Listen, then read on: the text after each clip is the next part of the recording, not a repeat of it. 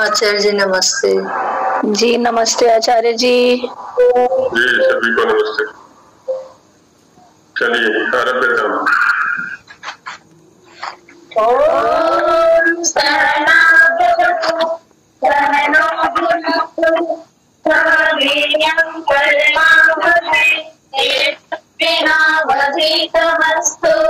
मा विद्विषावहै। ओम शांति शांति शांति। तो कल दो प्रकार के वर्णों के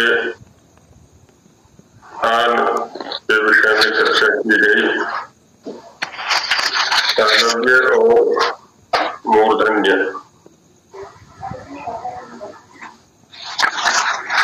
तो इसमें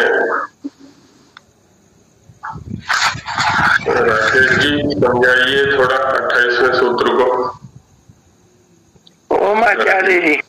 जी 28वां सूत्र समझाइए। वर्ण जैसा यकार और शकार, ये तालव्य, तलुनि भवत तालव्या, और चवर्ग, ये सब जो है वो तालव्य है, तालु से बोले जाने चाहिए। इकार कितने प्रकार का है यहाँ पर? हैं जी? इकार कितने प्रकार का है? इकार ई। हाँ, यहाँ तो 3 लिखा हुआ है आचार्य, वैसे 18 में होते हैं, 18 प्रकार के होंगे इकार। 18 प्रकार के हो जाएंगे, सही बात है। सर्वनाशी, अनुदात, उदात और स्वरित मिला करके। जी जी जी जी बिल्कुल।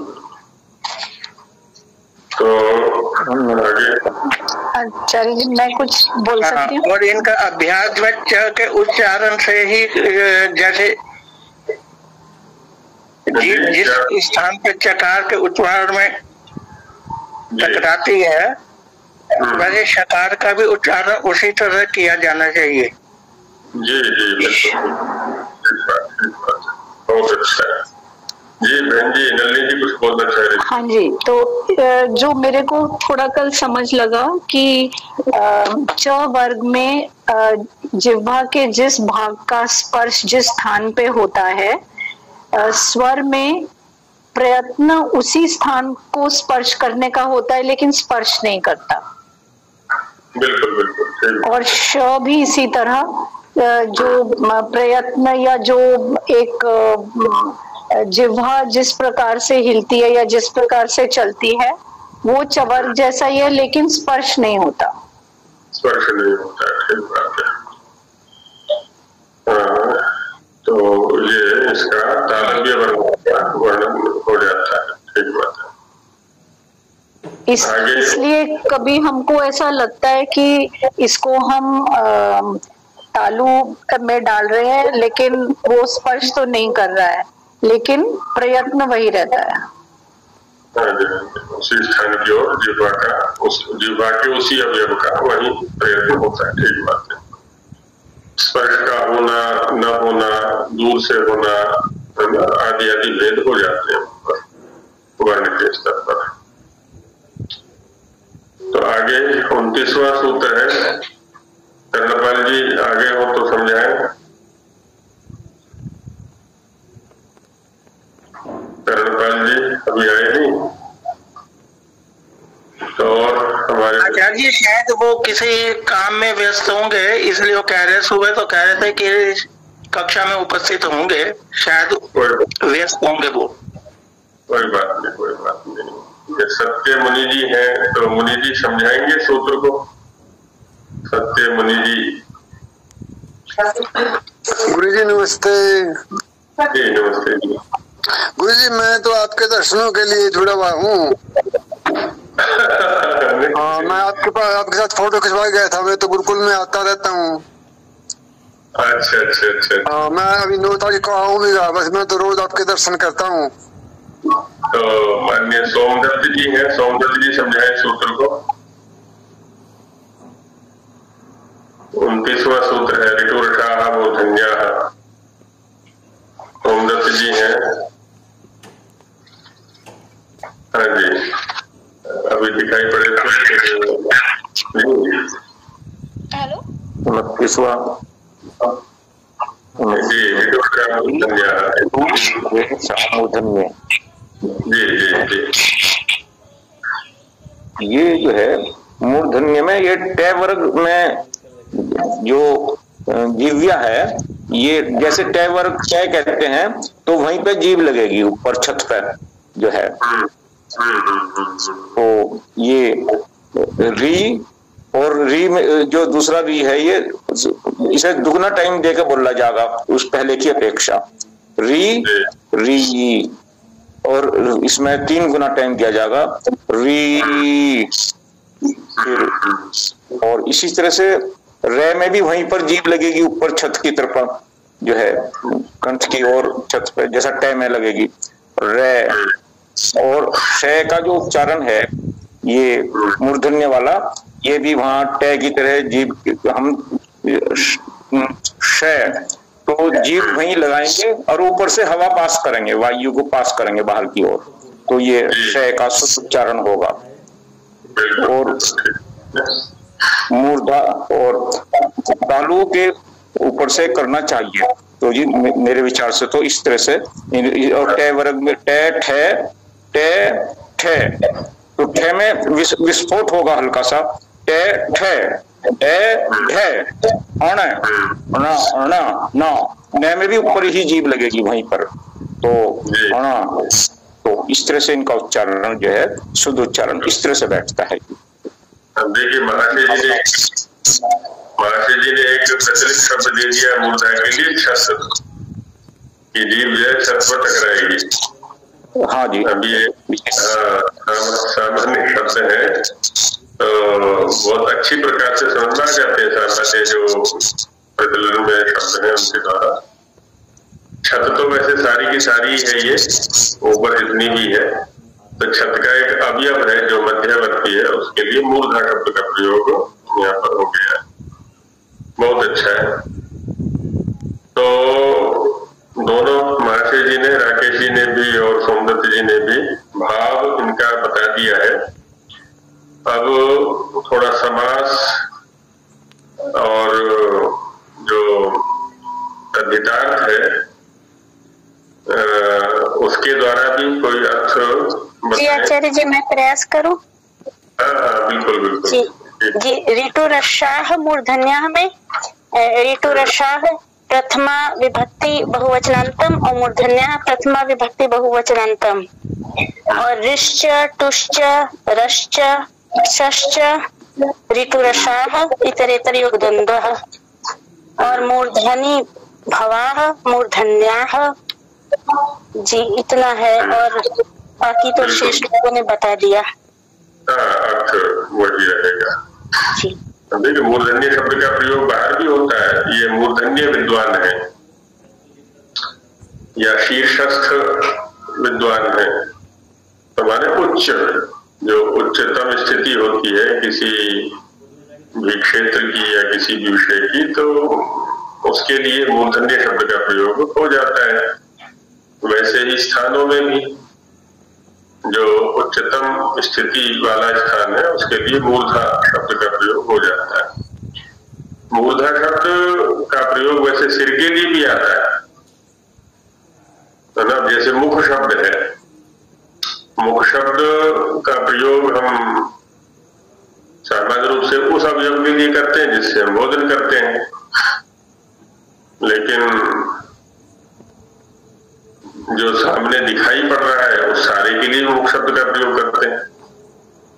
क्या तुमने मुख नहीं धोया है, मुख को शीशे में देख लो, है ना, जिसको चेहरा बोलते हैं हम, तो उसके लिए मुख शब्द का प्रयोग कर देते हैं। ऐसे ही मूर्धा शब्द भी है। ये पूरे सिर के लिए भी, माने गर्दन से ऊपर वाला जो भाग है उसके लिए मूर्धा शब्द का प्रयोग है, सिर के लिए भी मूर्धा शब्द का प्रयोग है, और जो एक स्थान विशेष है जो वर्ण के उच्चारण में इसका प्रयोग है उसके लिए भी मूर्धा शब्द का प्रयोग है। यहाँ उसी का प्रयोग है ये। तो ऐसे ही में भी हो जाएगा। इसका लगभग मान्य राकेश जी ने बता भी दिया था, तालुनी भवा तालु ब्याह करके। ओम आचार्य जी, जैसे गोमुख की जो भगीरथी जहाँ से निकलती है, उसका प्रयोग कैसे इसमें मतलब है कि हो पाएगा? गोमुख शब्द का प्रयोग उस स्थान के लिए कैसे करें, ये शंका है आपकी। कि क्यों उसे गोमुख मतलब है कि उसका नाम दे दिया गया? पहले ये बताइए गो शब्द का क्या अर्थ है? गो का मतलब तो कई है आचार्य, ये पृथ्वी भी है, गो का ज्ञान भी हो गया, गाय भी हो गया। आप जिस दृष्टि से शंका कर रहे हैं उस दृष्टि में उस स्तर पर गाय गो शब्द का क्या अर्थ करके आप शंका कर रहे हैं? नहीं, आपने जब मुख का प्रयोग कहा ना तो मेरे दिमाग में आया कि गोमुख भी बोला जाता है ना, स्थान है वो। गो शब्द का सामान्य अर्थ होता है गच्छति की गौ, जो गमन करने वाला है वो सब गौ है।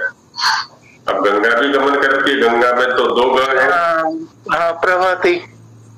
तो गंगा गच्छति, निरंतरम गच्छति, प्रायेण गच्छति, बाहुल्येन गच्छति इति गंगा।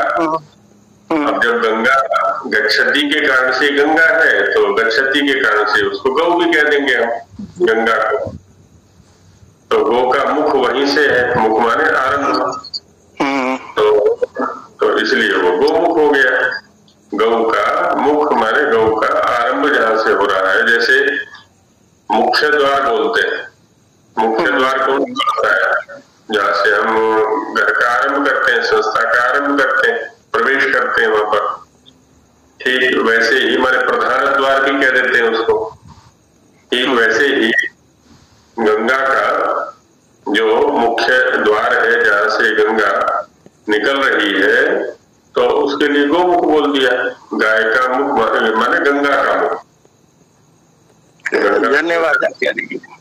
आचार्य जी, जी ये जैसे आपने अभी बताया जो गो का व्युत्पत्ति निमित्त अर्थ, इसके पक्ष में वहां पे जैसे साहित्य दर्पणकार ने वहां पे इस चीज का विरोध कर, मतलब विरोध नहीं, खंडन मंडन वाली चीजों में ये चीज आई है।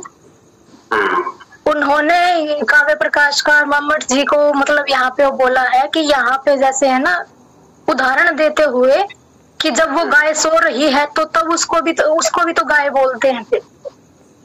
मतलब व्युत्पत्ति निमित्त को ही प्रवृत्ति निमित्त आप क्यों मतलब मान रहे हो? ठीक बात है, ठीक बात है। इसमें श्लोक में भी कहा जाता है चलती का नाम गाड़ी नहीं तो खटारा, और हम तो खड़ी हुई को भी गाड़ी बोलते हैं। तो वहां होता क्या है ना, साहित्यिकों के अपने समाधान हैं और वैयाकरणों के अपने समाधान हैं, दोनों में कोई मौलिक अंतर नहीं है। अब यहाँ जो चर्चा की गई व्युत्पत्ति निमित्त अथवा यौगिक वृत्ति को लेकर के चर्चा की गई कि गौ शब्द का प्रयोग वहां भी इस कारण से हो सकता है, गंगा के लिए भी। तो है क्या, एक यौगिक होते हुए किसी द्रव्य विशेष में रूढ़ हो जाना, संज्ञा के रूप में चले जाना। अब वह अर्थ विपरीत नहीं होता। जो प्राणी विशेष के लिए हम गौ शब्द का प्रयोग करते हैं, तो आजकल देखा जाए तो गौओं का भ्रमण तो बंद हो गया। पहले गौएं घूमती ही रहती थी 24 घंटे, दिन में जंगल में घूमती हैं और सायंकाल आ गई वहां पर तो घेर उसको बोला करते थे, या बाड़ा या ब्रज बोलते थे, उसमें भी बांधते नहीं थे, घूमती रहती थी वहां पर गौ। तो हर समय घूम रही है इसलिए वो गौ है। आजकल तो बांध दिया, 24 घंटे बंदी रहती है बेचारी वो। अब तो गौ नहीं कहना चाहिए उसको, लेकिन उसकी संज्ञा है तो वो रूढ़ी वृत्ति में आ गया है ना, संज्ञा के रूप में आ गया, इसलिए उसको भी गौ कह दिया जाता है। ऐसा रहता है। शब्द के प्रयोग करते समय वक्ता की दृष्टि क्या है, इसका बहुत महत्वपूर्ण स्थान होता है। क्योंकि यहाँ भी जैसे हमने देखा ना, आत्मा बुद्ध्या समेत्यार्थान मनो युक्ते विवक्षया, उसकी विवक्षा क्या है, कहना क्या चाहता है वहां पर। तो अब आपका नाम तरुणा है, अब तरुण शब्द तो युवावस्था में प्रयुक्त हो रहा है, होता है। अब आप जब 30 वर्ष के बाद रहेंगे, नाम तो आपका यही रहेगा। अब आपसे पूछे कि आपका नाम तरुणा कैसे है, आप नाम तो वृद्धा होना चाहिए, तो वो संज्ञा रूप में आ गया जी। हाँ, तो ऐसे ही शब्दों की प्रवृत्ति होती है, तो इसको बोलते हैं योग रूढ़ी वृत्ति। और अधिक प्रसिद्ध हो गया तो वो रूढ़ी वृत्ति हो गई फिर। तो ऐसे होता है, तो इसलिए गोमुख है। हालांकि लोग ये भी कह देते हैं कि गाय के मुख के आकार वाली स्थिति है वहां पर जहां से गंगा निकल रही है, गोमुख बोलते हैं। और भिन्न भिन्न प्रकार के जो कहानियां कह लें, कल्पनाएं कह लें, चिंतन कह लें, उनके अपने अपने हैं। जैसे कि गो शब्द जल के लिए भी आता है, आपह के लिए, क्योंकि वो भी निरंतर गमनशील होते हैं, इसलिए उसके लिए भी गो शब्द का प्रयोग है। तो चूंकि वो जल वहां से निकल रहा है, इसलिए वो गोमुख हो गया, सीधी सी वृत्ति बन जाती है। जी धन्यवाद आचार्य जी। और धर्म के विषय में कुछ है कि नहीं क्या? आचार्य जी मैं बोलूं? हाँ बोलो। मैंने संस्कृत में लिख करके आया है। तो संस्कृत में बोला करो फिर। हम संस्कृतेन लिखितवती अर्थार्थी च वर्गस्य यश एतेषाम् उच्चारण स्थानं तालु वर्तते, एतेषाम् उच्चारणं तालुना एव करणीयः, तदैव शुद्धः भविष्यति। यथा स तालव्य सकारं यदि दन्तेन करिष्यामः तदा सः अशुद्धः भविष्यति। यथा अर्थात् तत् उच्चारणं दोषयुक्तः अस्ति। स इत्यादि वर्णानाम् उच्चारणे यस्मिन् स्थाने यथा जिह्वाकरणं भवति तथैव च इति अस्य उच्चारणं करणीयम् इति। भवत्यापि उच्चारणानां परिष्कारः कर्तव्यः। यतोहि त्रयोऽपि चकाराः भवत्या उच्चारिताः, परं तत्र स्खलनं दृष्टम्। आपने परिभाषा तो दी, अच्छी दी परिभाषा, लेकिन साथ में उच्चारण का भी अभ्यास आपको करना है कि तालव्य श का उच्चारण कहाँ से कैसे होना है, मूर्धन्य का कैसे कहाँ से होना है। तो तीनों का जो है ना ध्यान पूर्वक अभ्यास करना है आपको, जिससे कि एक ही स्थान पर दूसरा उच्चारित न हो जाए, नहीं तो अनर्थ हो जाता है। एक भी वर्ण इधर से उधर हो जाए तो अनर्थ हो जाता है, तो उसका ध्यान रखना है। चलिए आगे बढ़ा जाए। और किन्हीं का कुछ विचारणीय तो नहीं है? गुरुजी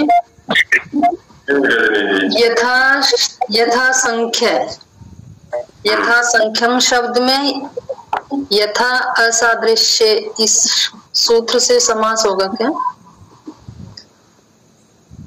हाँ कर सकते हैं, क्योंकि सादृश्य से अन्य अर्थ में यथा शब्द का समास यहाँ पर कहा गया है। यथा एक अव्यय है जी। तो यहाँ पर हो जाएगी बस। एक और प्रश्न था, वर्तते अस्ति, इन दोनों क्रियाओं में अंतर मतलब कैसे अंतर करेंगे, कहाँ प्रयोग करेंगे इसको, कहाँ नहीं करेंगे? ठीक बात है।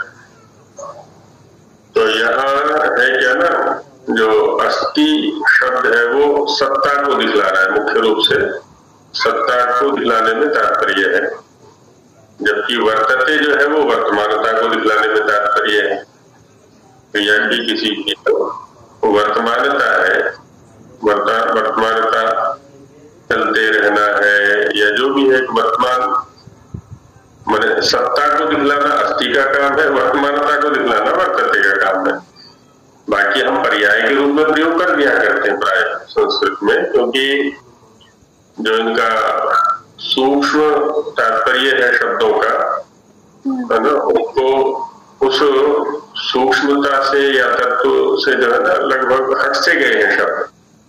तो हमने क्या किया, पर्याय के रूप में प्रयोग करना शुरू कर दिया। कहीं भी अस्थि बोल देते हैं, कहीं भी वर्तते बोल देते हैं। तो ये थोड़ा इनमें मौलिक अंतर हो जाता है, क्योंकि दार्शनिकों का एक सिद्धांत है शब्द प्रयोग के विषय में कि शब्दान्यत्वात् अर्थान्यत्वम्। यदि शब्द अन्य है, शब्द भिन्न है, तो अर्थ भी भिन्न अवश्य होगा। कोई भी दो शब्द ऐसे नहीं होंगे जो कि पूरी तरह से एक ही अर्थ को कहते हैं, ऐसा हो ही नहीं सकता, क्योंकि जब शब्द अलग आया है तो अर्थ भी अलग निश्चित रूप से होगा। अब उसमें भेद क्या है, मौलिक भेद क्या है, तो थोड़ा चिंतन करते हैं तो निकल जाता है उसमें, ये होता है जी। ओम आचार्य जी, वर्तते का जो है वो आरंभ में भी प्रयोग हुआ था, तो वहां पर जो है प्राप्ति का भी मतलब है कुछ इसमें अर्थ लिया गया है। यत्र च ब्रह्म वर्तते, जी जी जी जी आचार्य जी, उसी को ही संदर्भ में। हाँ, ठीक बात है। जहाँ पर वेद वर्तमान है, माने वेद का जो हम अध्ययन करते हैं वो वर्णों के रूप में ही करते हैं, और वर्णों का स्वरूप हम समझेंगे नहीं तो वेद को कैसे पकड़ पाएंगे या सुन पाएंगे या समझ पाएंगे, है ना। तो जहाँ पर वेद है, माने जिनमें हम वेद को पढ़ते हैं, तात्पर्य ये है वहां पर वो, क्योंकि वेद उच्चारण का और श्रुति का विषय है। ये सुविधा की दृष्टि से पुस्तकें छाप दी हैं, ग्रंथ छाप दिए हैं, लेकिन ग्रंथों से अध्ययन नहीं हुआ करता कभी भी। अध्ययन जो होता है वो उच्चारण से और श्रुति से ही होता है, सुनने से ही होता है। शुद्धता भी तभी आएगी उसकी, तो इसलिए तात्पर्य वहां पर वर्तमानता में ही है उसका। विज्ञान की प्राप्ति होगी उससे फिर। जी। तो आचार्यजी नमो नमः। मम प्रश्नः सूत्रसङ्ख्या 11 इतु यशास्तालव्यः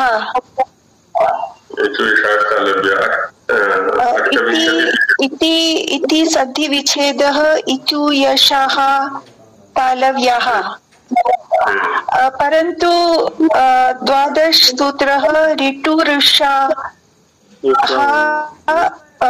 विसर्जनीय न अस्ति। किं कारण? इति प्रश्नः, वचनीय कथं न श्रूयते इति प्रश्नः।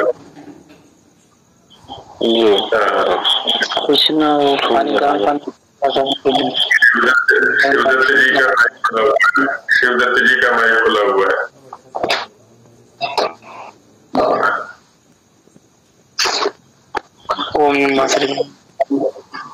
शिवदत्त जी कुछ बोलना चाह रहे हैं क्या? ठीक है आचार्य जी, अभी शंका नहीं है आचार्य जी।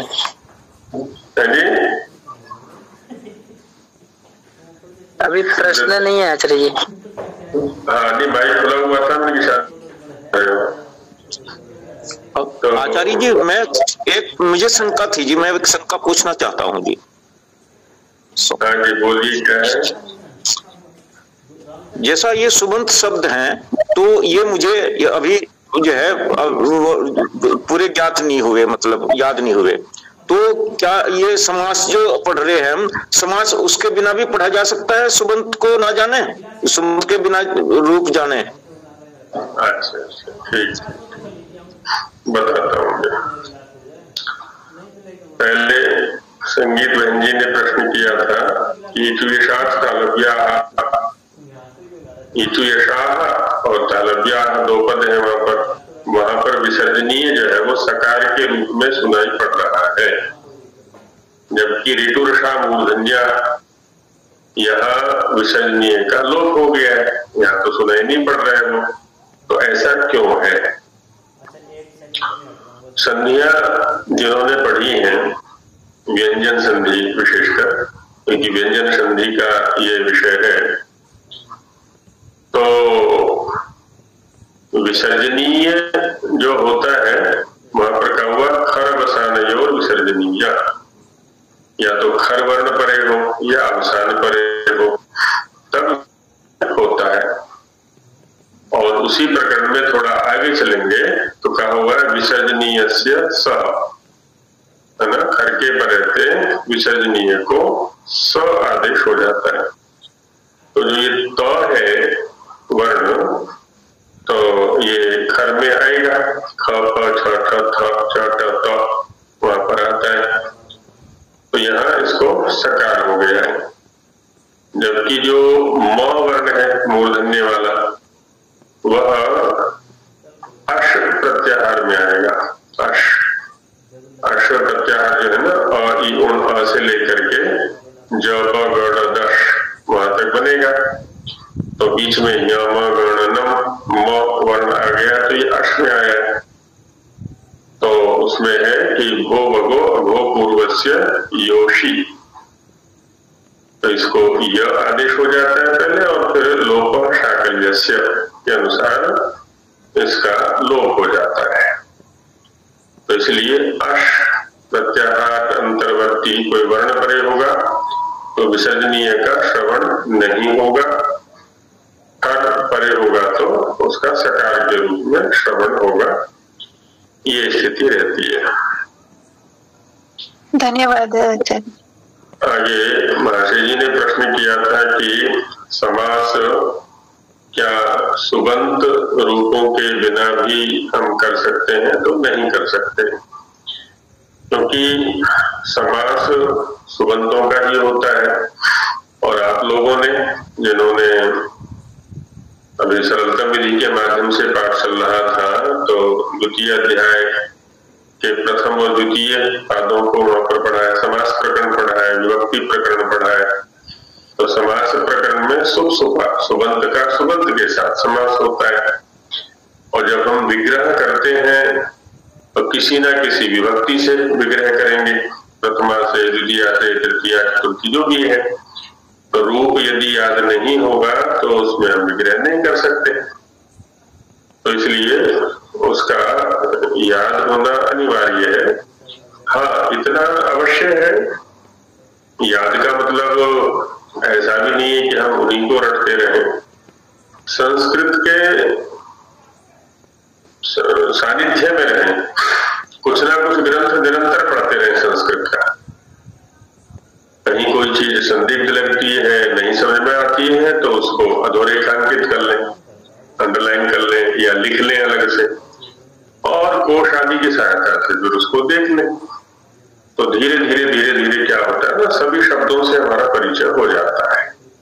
थोड़ा समय लगता है, लेकिन निरंतर अभ्यास में यदि रखेंगे तो शब्दों से परिचय हमारा हो जाता है।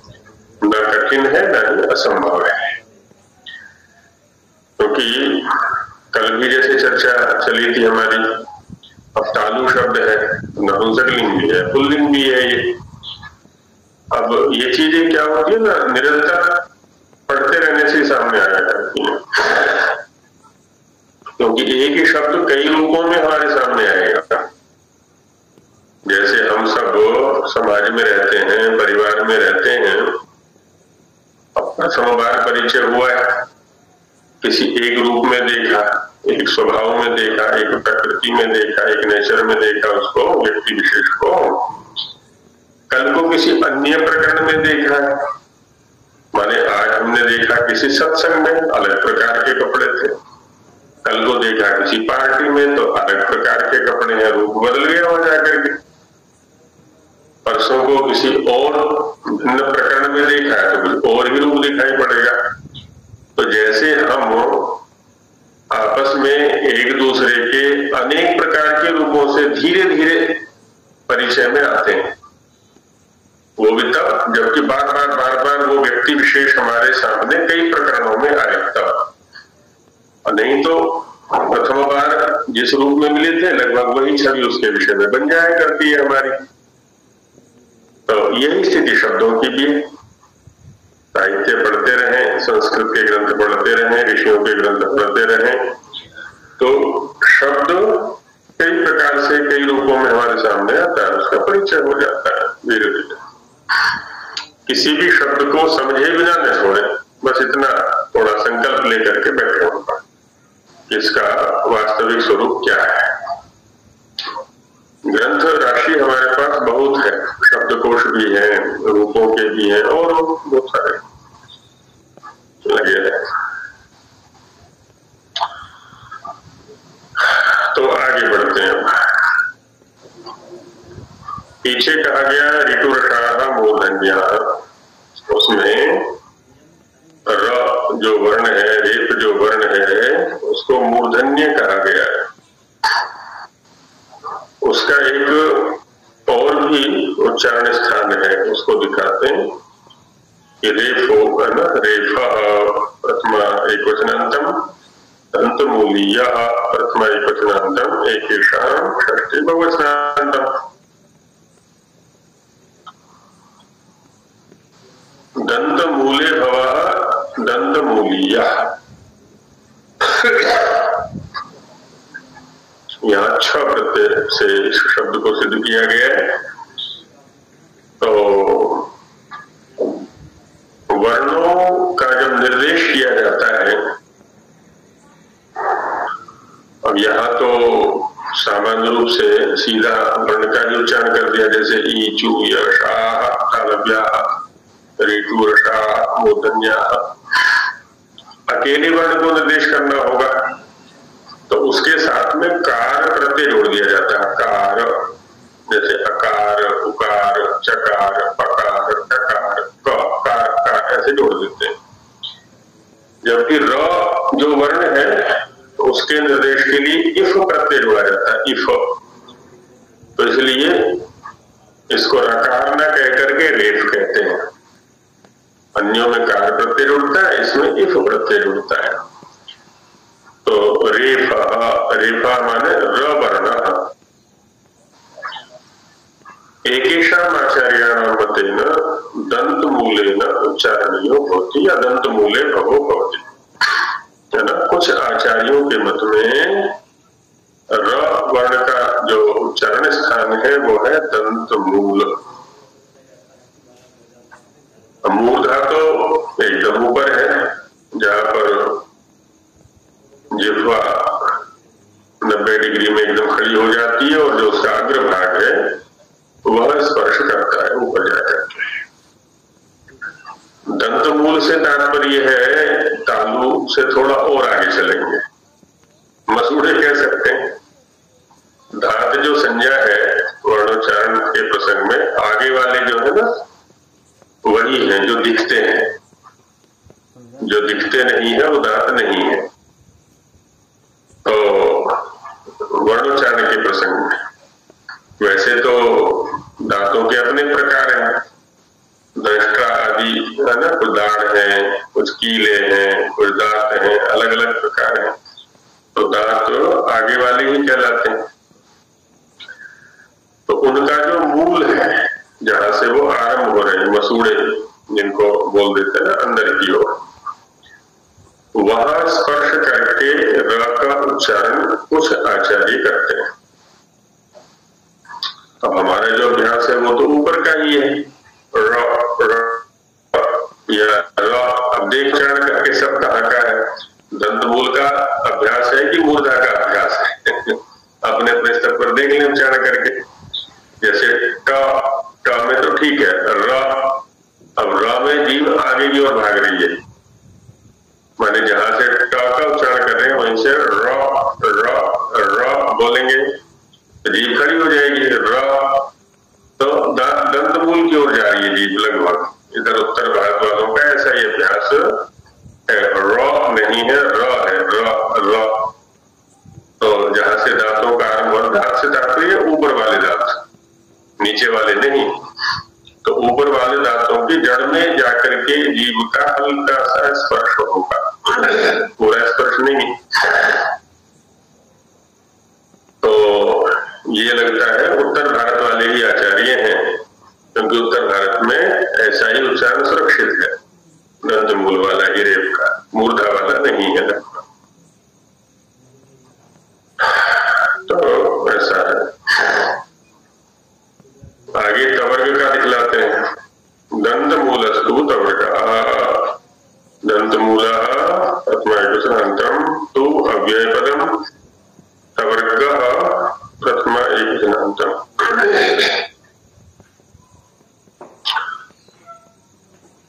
दन्तस्य अथवा दन्तयोः या दन्तानां मूलम दन्तमूलम, और दन्तमूलम अस्या अस्ति इति दन्तमूलः।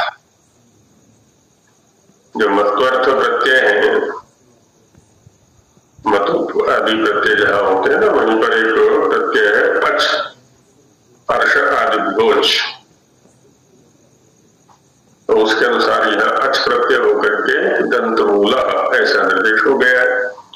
पहले षष्ठी तत्पुरुष किया हमने दंतमूल में, और दंतमूलम अस्य अस्ति, जैसे धनम अस्य अस्ति इति धनवान, रूपम अस्य अस्ति इति रूपवान, ऐसे ही यहां पर हो जाएगा दंतमूलम अस्य अस्ति इति दंतमूलः। तस्य वर्ग तवर्ग, तकार का जो वर्ग है, तो तवर्ग दंतमूलः भवति, है ना, दंतमूलेन उच्चारणीयो भवति अथवा दंतमूले भवो भवति। तवर्ग का उच्चारण दांत के मूल से, जहां से भी र का उच्चारण कर रहे थे हम, ऊपर वाले दांत का मूल, मसूड़े, जो नीचे मांसल भाग है, जहां से दांत आरंभ हो रहे हैं, तो वहां से तवर्ग का उच्चारण। अब देखिए तवर्ग बोल रहे हैं तो जिह्वा का जो उपाग्र है, अग्र भी नहीं, अग्र तो टवर्ग में है, ट ठ ड, एकदम जो आगे चोंच वाला भाग है वो टकराता है। तवर्ग में वह नहीं है, उपाग्र है ना, अग्र के ऊपर समीप वाला भाग तवर्ग के उच्चारण में है। चरण और उससे पीछे वाला भाग है। तो त थ द ध न, है ना, इसमें नासिका का भी सहयोग हो जाता है, पंचम वर्ण में स्थान वही रहता है। तो ये तवर्ग का स्थान हुआ दांत के मूल से, और दांत से तात्पर्य होता है ऊपर वाले दांत, क्योंकि नीचे वाला तो जो भाग है वो चलायमान है, चलायमान है इसलिए वो कर्ण के रूप में रहेगा। ऊपर वाला जो भाग है वो स्थिर है, वो स्थान के रूप में।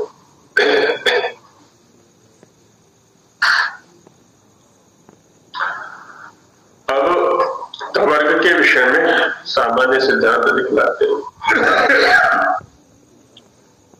पहले विशेष दिखला दिया है।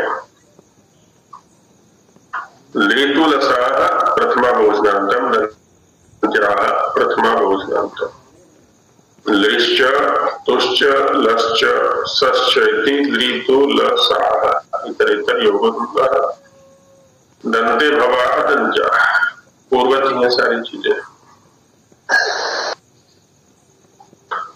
ली द्वादशात्मक, ली जो है 12 प्रकार का होता है। तो तवर्ग पंचवर्णात्मक 5 वर्ण है इसमें। ल लकार द्विविधा, लकार भी 2 प्रकार का होता है, सानुनासिक और निरनुनासिक, क्योंकि अंतस्थों में रेफ भिन्न जो अंतस्थ है, य ल व, ये 2 प्रकार के होते हैं। अंतस्था द्विप्रभेदा सन्नासिका निर्नासिकाश्च रेफवर्जिताः। तो इस प्रकार से ली 12 प्रकार का, जो दीर्घ भी मानते हैं उनके पक्ष में 18 प्रकार का हो गया। वर्ग में 5 वर्ण, ल 2 प्रकार का हो गया और स। एते वर्णा दंत्या, है ना, दंत इनका उच्चारण स्थान है और दांत से तात्पर्य ऊपर वाले दांत। तो स और दांत का जो अग्रभाग है ना, जिह्वा, उधर प्रयास करी जाने का इन वर्णों के उच्चारण में। तो अब कुछ का दंतमूल से अभ्यास है, त थ द ध। कुछ का दंताग्र पर अभ्यास है ना। अब जिह्वा का जो उपाग्र भाग है, अग्र के ऊपर वाला समीप वाला भाग, दंत मूल में उच्चारण करें अथवा दंत के अग्र भाग पर स्पर्श करें उसका। 2 स्थान हो गए इसके तवर्ग के। तो ली, अब देखिए यहां पर दंत्य कहा हुआ है, ल भी दंत्य है ना।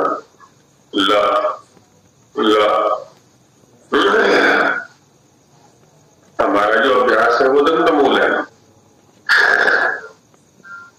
ल के उच्चारण में ल ल त त ल त ल उच्चारण करके देखें। स में ठीक है, एकदम आगे की ओर जा रही थी स।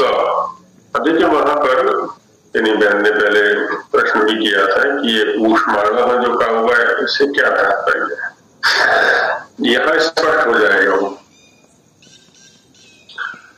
तीनों जो षकार हैं उनके उच्चारण में जो वायु का प्रवाह है वो अन्य वर्णों की अपेक्षा एकदम अलग है। श, श, स एक अलग प्रकार की ऊष्मा सी लिए हुए वायु जो है ना वो निकल रहा है। अन्य वर्णों में वह स्थिति नहीं है,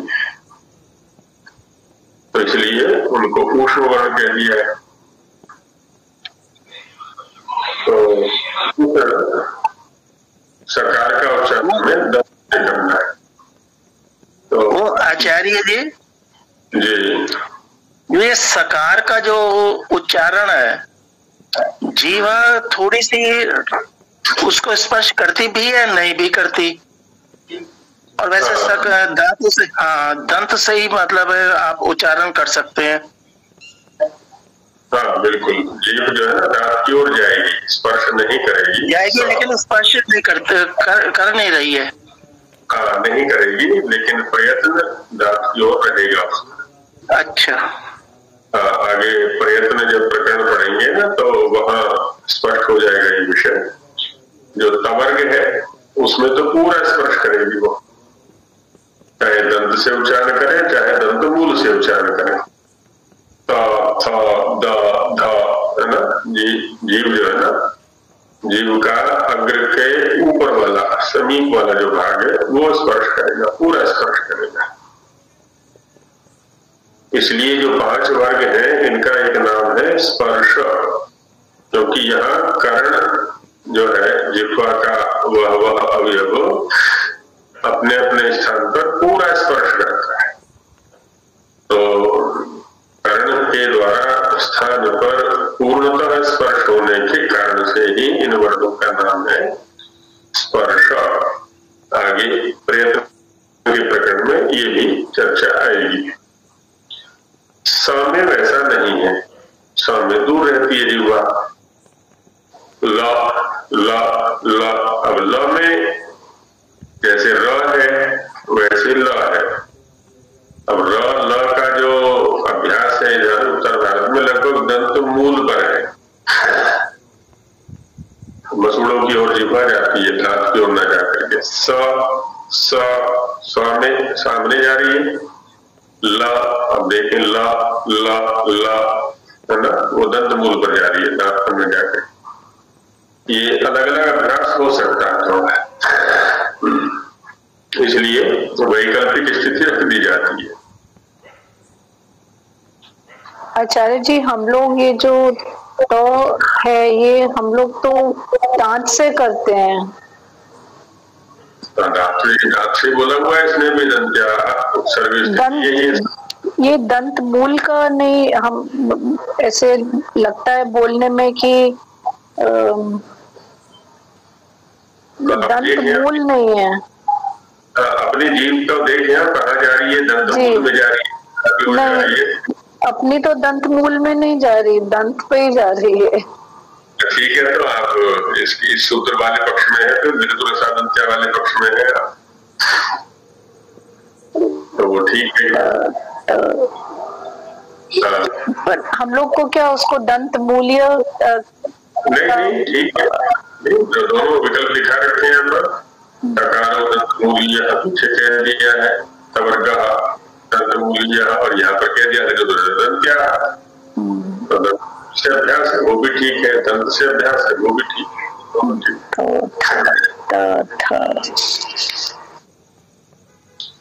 आचार्य धन्यवाद जी। मेरा एक प्रश्न है, जैसे हमारे पास 3 या 3 से ज्यादा अगर व्यक्ति होते हैं तो हम उनको बोलने के बाद च का प्रयोग करते हैं, च अवयव का प्रयोग करते हैं, लेकिन जब इनका मतलब समास करते समय जैसे लृ तुलसा नाम दंत्याः, इसमें लृश्च तुश्च लश्च शश्च, इनमें जकार साथ साथ में हर एक के साथ अलग अलग क्यों आ रहे हैं? इनका मतलब इस शकार का और चकार का बाद में भी तो प्रयोग कर सकते थे। एक तो है व्यावहारिक पक्ष जो आप उठा रही हैं, 2 पक्ष यहाँ पर। एक है व्यावहारिक पक्ष। व्यावहारिक पक्ष में यही होता है कि हम हिंदी में भी देखते हैं, जब कई द्रव्यों या कई व्यक्तियों का एक साथ उच्चारण करना विपरीत होता है, अंतिम शब्द के साथ ही और शब्द का प्रयोग करते हैं, है ना, माने आम्र, आम, अमरूद, जामुन और लीची ले आना, वहां प्रत्येक शब्द के साथ में और शब्द का प्रयोग नहीं करते हम, अंतिम के साथ। अब यहाँ क्या है, ये प्रायोगिक स्थिति नहीं है, देखा जाए तो ये हम माने प्रायोगिक स्थिति तो है लृतुलसार की, और यदि हम इसको भी वैसा ही प्रयोग करना चाहें तो वहां पर ऐसा ही होगा, लृ तु ल अथ च सकारः या सकारश्च इत्येते वर्णाः दन्त्याः भवन्ति। वहां पर भी हम प्रत्येक के साथ में च का संबंध नहीं लगाते वाक्य दशा में। अब यहाँ द्वंद्व समास में सूत्र है, आपने पढ़ा होगा, 4 थे द्वंद्व, च के अर्थ में है ना द्वंद्व समास होता है, च के 4 अर्थ वहां पर बताए जाते हैं, अन्वाचय आदि जो है ना, समुच्चय है, अन्वाचय है, इतर योग है। तो उस 4 को दिखलाने के लिए माने इन सबका अपना तो अर्थ है ही, जितने भी शब्द हैं, साथ में क्या है ना, यह इसके साथ संयुक्त है, क्योंकि च क्या है, संयोजक की भूमिका निभाता है। तो यहाँ संयोजक में हम ये दिखलाना चाहते हैं कि सब सबके साथ जुड़े हुए हैं, सब सबके साथ में जुड़े हुए हैं। तो ये च है ना, अयम च अयम च अयम च अयम च अयम च, तो वहां पर अपना अपना अर्थ तो है ही शब्द का प्रत्येक का, च का अर्थ हो रहा है साथ में। तो च का अर्थ क्या है, च का अर्थ है कि सबका सबके साथ जुड़े होना, तो उसको दिखलाने के लिए हम प्रत्येक के साथ में च का प्रयोग कर दिया करते हैं दिखलाने के लिए, ऐसा रहता है। प्रायोगिक स्थिति नहीं है, वाक्य में जाएंगे तो वाक्य में वही स्थिति रहेगी। धन्यवाद आचार्य जी। ऋतुरसाः दन्त्याः वकारो दन्त्योष्ठ्यः वकारः प्रथमान्तरं दन्त्यौष्ठ्यः प्रथमा एकवचनान्तम्। अब देखिए यहाँ पर कार प्रत्यय का प्रयोग हो गया है। वकारः माने वह वर्ण।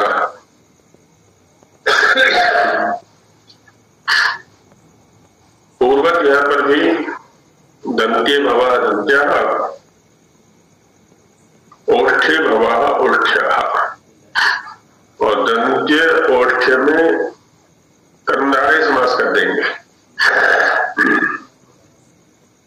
दंत्यश्चासौ औष्ठ्यश्च इति दंत्यौष्ठ्यः। दंत्यश्चासौ कर्मधारय समास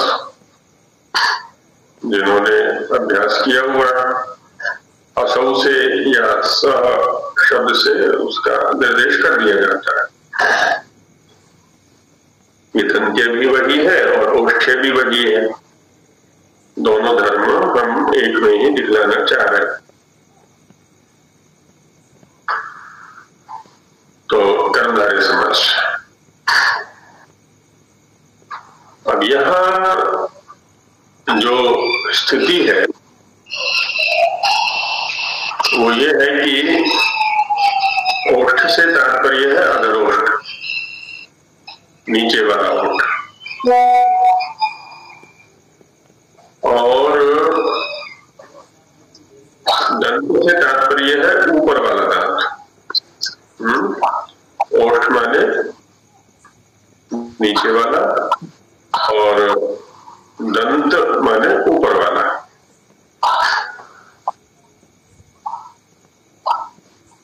संगीत जी कुछ कहना चाह रही है क्या? मैं खुला हुआ था। जी आचार्य जी, किमर्थम इति द्वंद्व न दंत च वष्ट च? प्रकृते द्वंद्व समासः किमर्थम न भवति? यतो हि उभावपि धर्मौ एकस्मिन्नेव अभिप्रेतौ स्तः। दोनों धर्म एक ही वर्ण में अभिप्रेत पदार्थ नहीं है यहाँ पर। जैसे ईश्वर को कहा जाता है ना सच्चिदानंद स्वरूप। अब सत्य चित्त आनंद, द्वंद्व समास तब होगा जब सत्य परमेश्वर अलग होगा, चित्त परमेश्वर अलग होगा, आनंद परमेश्वर अलग होगा।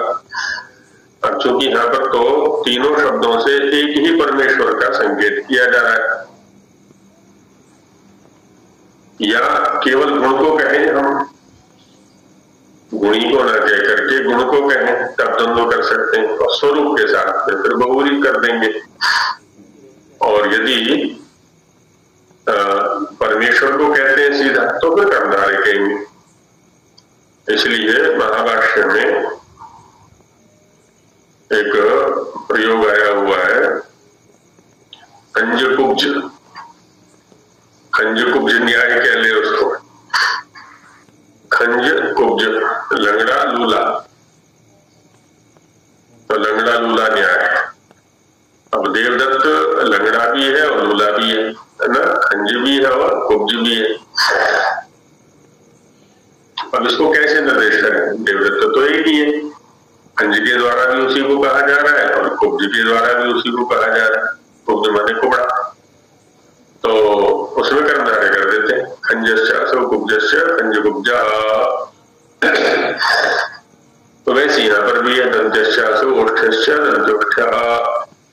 तो दोनों धर्म एक ही पदार्थ के अंदर है, दोनों मिलके एक ही द्रव्य को कह रहे हैं या एक ही वर्ण को कह रहे हैं। अलग अलग वर्णों को कह रहे होते तो द्वंद्व हो जाता, क्योंकि द्वंद्व होता ही वहां पर है जहां अलग अलग अर्थों को कहें दो शब्द। आचार्य जी दंत जो च औष्ठ में है जो बोले ये आचार्य जी मैं पूछ रहा था कि जो कर्म धारा बनाया था इसमें दंतश्च असौ ओष्ठश्च,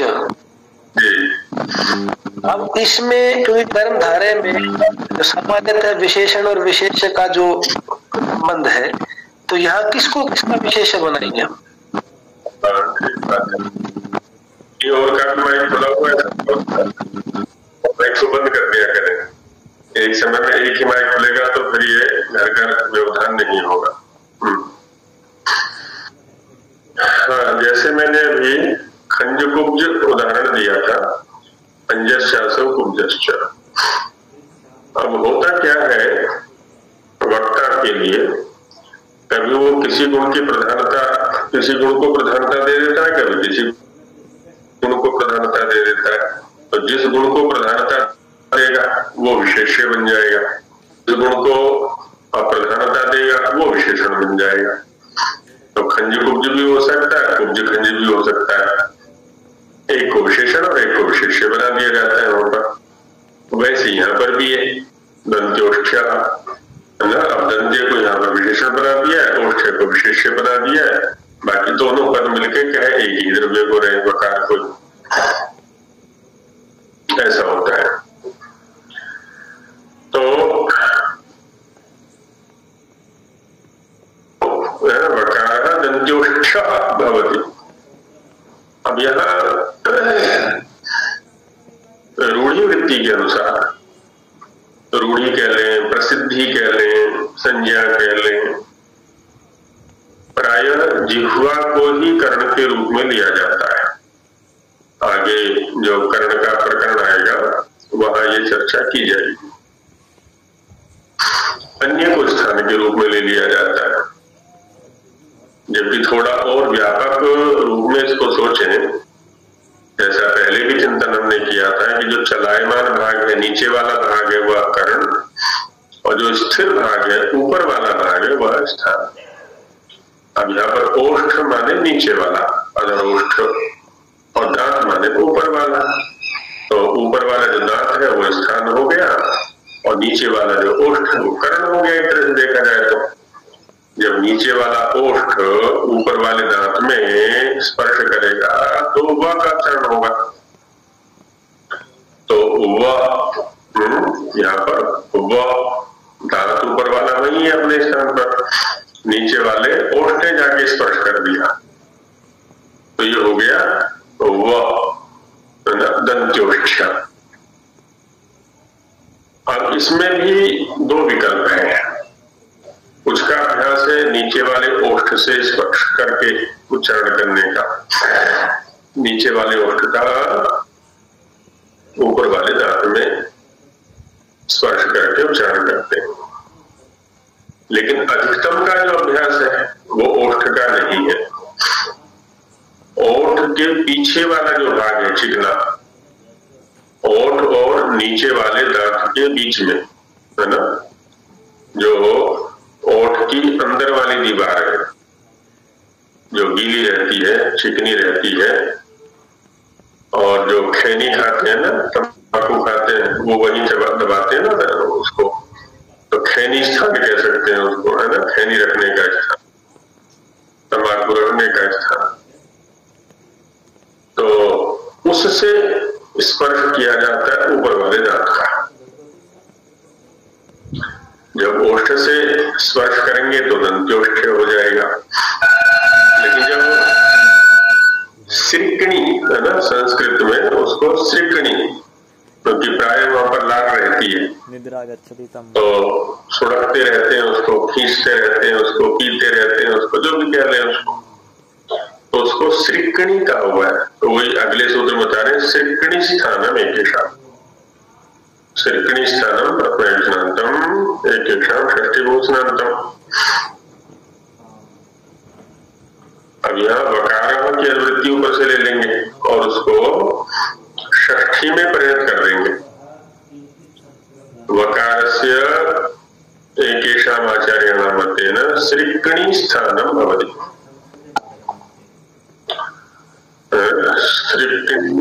सृक्कण्याः स्थानं सृक्कणी स्थानं षष्ठी समास कर देंगे। अब हालांकि कर्ण के रूप में उपयोग हो रहा है उसका, क्योंकि चलायमान है वो, और ऊपर वाले धातु में उसका स्पर्श हो रहा है। धातु जो ऊपर वाला है वो स्थान है। अब जैसा पहले चर्चा की गई कि प्रसिद्धि के साहचर्य से मुख्य रूप से जिह्वा अवयवों को ही कर्ण के रूप में लिया जा रहा है और बाकी को स्थान के रूप में ही कह दिया जा रहा है कि अन्य वर्णों का जो उच्चारण स्थान है वही उनका कर्ण भी है। ऐसा आगे चल के चर्चा करेंगे। तो सृक्कणी से उच्चारण होता है ऐसा। जब गुस्सा आता है तो उसी पर तो जीभ फेरी जाती है ना। जब किसी के ऊपर गुस्सा आएगा तो मुख सूखने लगता है, तो जीभ को उसके ऊपर घुमाते हुए उसको गीला करने का प्रयास किया जाता है। पंचतंत्रकार ने भी मित्र भेद में एक प्रयोग किया हुआ है, सृक्कणीम परिलेलिहन।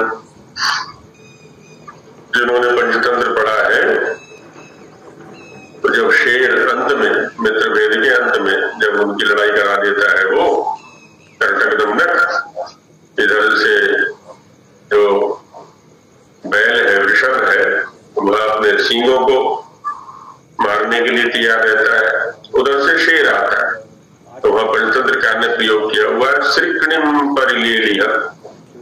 सृक्कणी को चाटते हुए ना गुस्से में प्राय हुआ करता है, तो वो सृक्कणी स्थान है। तो वहां से भी इसका उच्चारण करना साधु है। तो ओष्ठ से भी कर सकते हैं और सृक्कणी से भी कर सकते हैं, दोनों प्रकार से वकार का उच्चारण। बाकी वैयाकरणों ने दंत्योष्ठ्य के रूप में ही इसका व्यवहार किया हुआ है। अष्टाध्यायी के अंदर ओष्ठ्य के रूप में भी है, दंत्योष्ठ्य के रूप में। आचार्य जी, ये मुझे भी स्पष्ट नहीं हुआ कि ये क्यों आपने कर्मधारय किया, क्योंकि यदि वकार और दंत औष्ठ्य का समास अगर होता ना तब तो मैं उसको पकड़ लेती कि वकारो च असौ दंत औष्ठ्यो अच, लेकिन इसमें दंत औष्ठ्य अलग है आचार्य जी, इसलिए मुझे स्पष्ट नहीं हो रहा है कि ये दंत च असौ अष्टौ हम कैसे बोल सकते हैं कि जो दंतीय है वही औष्ठ्य है। ऐसे हम कैसे कह सकते हैं कि जो दंत से बोला गया और वही औष्ठ्य से ही बोला गया, लेकिन ये दोनों परस्पर भिन्न भिन्न है ना आचार्य जी। देखिए यहाँ पर दंते भवः दंत्यः कहा, कौन है वो? वकार वकार वकार वकार। ठीक है। ओष्ठे भवः ओष्ठ्यः कहा जी, कौन है? वकार। वकार, तो दोनों का विधेय एक हो गया। तो वकारो वकार दंत औष्ठ्य, अगर ये समास अगर एक बन जाता ना आचार्य जी, तब तो हम कह सकते हैं कि वकारो च असौ दंत औष्ठ्य च। जो वकार है वही दंत औष्ठ्य है। अब आपने नहीं, वही दंत औष्ठ्यों से है पर है। हाँ, मैं वही कह रहा हूँ, एक समस्या और जोड़ दिया आपने। अभी दंत्योष्ठ्य तक समस्या सीमित थी, अब आपने वकार को उसमें जोड़ दिया है। मैं ये कहना चाह रहा था कि दंत्योष्ठ्य क्या है, यहाँ पर विशेषण है समुदाय और वकार विशेष्य है। अब समास कर भी सकते हैं, नहीं भी कर सकते हैं, ये वक्ता के ऊपर बात है। अच्छा, अब यहाँ पर क्या है ना, दंत्य और ओष्ठ्य दोनों धर्म वकार में ही है। यदि जैसे आगे सूत्र आ रहा है, आगे सूत्र देखिए संख्या 39, ए दैतौ कंठित नहीं, वहां पर भी वो कर्मधारय ही करेंगे हम चल के, वहां पर भी द्वंद्व नहीं है, द्वंद्व वाली कोई स्थिति नहीं है। माने अलग अलग द्रव्यों को कहा जाएगा तब द्वंद्व होगा। यहाँ तो वकार एक ही द्रव्य है, दंत्य भी वही है और ओष्ठ्य भी वही है। यदि माना कुछ ऐसी स्थिति बनती, तकार पकारौ दंत्योष्ठ्यौ, तकार पकारौ दंत्योष्ठ्यौ, यह द्वंद्व हो जाएगा, क्योंकि तकार के साथ में दंत्य का संबंध बनेगा और पकार के साथ में ओष्ठ्य का संबंध बनेगा। तकार विशुद्ध दंत्य है, पकार विशुद्ध ओष्ठ्य है, जबकि वकार ऐसा है जिसमें कि दोनों धर्म है, और दोनों धर्म भी ऐसे हैं जो कि अलग अलग नहीं है, अपितु सह प्रयुक्त है, एक साथ उपलब्ध होने वाले हैं, सम्मिलित है। इसलिए यह कर्मधारय ही होगा, द्वंद्व हो नहीं सकता। यदि विशुद्ध दंत्य भी होता और विशुद्ध ओष्ठ्य भी होता तब द्वंद्व हो सकता था, लेकिन यह तो सम्मिश्रित है, वो दोनों के सहप्रयोग से वकार की स्थिति है, तो दंत्य भी वही है, ओष्ठ्य भी वही है, लेकिन विशुद्ध नहीं है, मिश्रित है। तो दंत्यश्च ओष्ठ्यश्च दंत्योष्ठ्य इस रूप में आएगा। जी जी। चलिए अब यहीं विराम लेते हैं, समय हो गया है। मंत्र पाठ। ओम सहना भवतु सहना भुनक्तु सह वीर्यं परमावहै तेजस्विनावधीतमस्तु मा विद्विषावहै। ओम शांति शांति।